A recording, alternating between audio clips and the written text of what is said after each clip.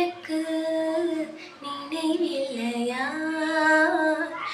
இரு கரைகளை உடைத்திடவே பெருகிடுமா கடலலையே இரு சிறு உயிர் தத்தளிக்கையில் வழி சொல்லுமா கலங்கரையே உனதழகில் என்னை அழைக்க கரை சேர்வதும் கனாவில் நிகழ்ந்திட அனல் மேலே பனித்துளி அலை பாயும் ஒரு கிளி மரம் தேடும் மழை துளி இவைதானே இவளினி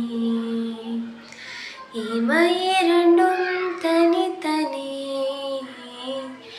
உறக்கங்கள் உரைப்பனி இதற்காக தடையினில் நீ. ഹലോ ഗായ്സ്, കുറേ നാളത്തെ മഴയ്ക്ക് ശേഷം ദേ ഇപ്പോൾ വെയിൽ വന്നേക്കാട്ടോ. സൂര്യഭഗവാൻ ഒന്ന് കനിഞ്ഞ മട്ട. ആ സമയത്ത് നമ്മുടെ തുണികളെല്ലാം ഒന്ന് ഉണക്കിയെടുക്കണ്ടേ. കുറേ ദിവസത്തെ തുണികൾ ഇങ്ങനെ അലക്കി കൂട്ടി വെച്ചേക്കുമായിരുന്നു. അതെല്ലാം കുറേ എല്ലാം കെട്ടി അതെല്ലാം വിരിച്ചിട്ടേക്കുവാണ്. അപ്പം പ്രകൃതി കാണാൻ എന്ത് ഭംഗിയല്ലേ. നോക്ക്, മഴ പെയ്ത് നനഞ്ഞ് നിന്ന പ്രകൃതി ഇപ്പോൾ ഉണങ്ങി നല്ല സുന്ദരികളായി. ഞങ്ങൾക്കിവിടെ വെള്ളപ്പൊക്കത്തിൻ്റെ വലിയ ബുദ്ധിമുട്ടൊന്നും ഇല്ല കേട്ടോ. പക്ഷേ വെള്ളം കുടിക്കാൻ വരൾച്ച ഭയങ്കര കേട്ടോ. കിണർ വരെ വറ്റിപ്പോകും, അമ്മാതിരി അവസ്ഥയാണ്. പക്ഷേ മഴ പെയ്ത് കിണർ നിറയെ വെള്ളമായി. രാവിലെ തന്നെ ടിപ്പു ഹാപ്പിയാണ്.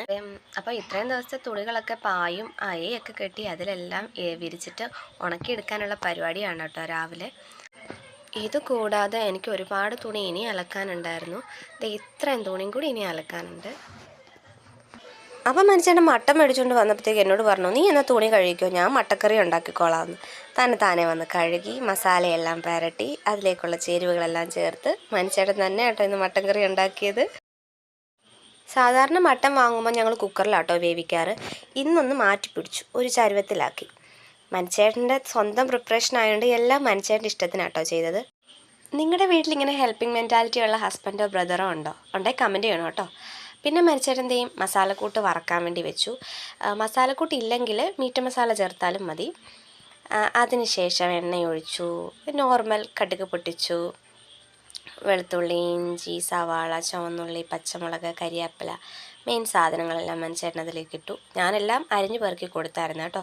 അപ്പം മനുഷ്യൻ അതെല്ലാം അതിനകത്തിട്ടു. സവാളയെക്കാട്ടി കൂടുതൽ ചെറിയുള്ളി ആട്ടോ ചേർത്തേക്കുന്നത്.